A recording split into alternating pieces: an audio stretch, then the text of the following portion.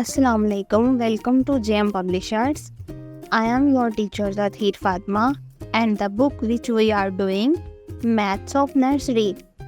Dear students, आज का हमारा लेसन है नंबर 1 के बारे में. The number 1. Today we will learn about number 1. Are you ready students?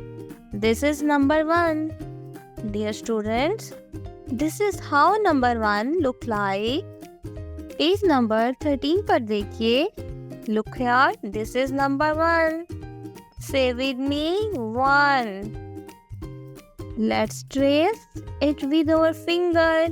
Start from the top and go down, down, down.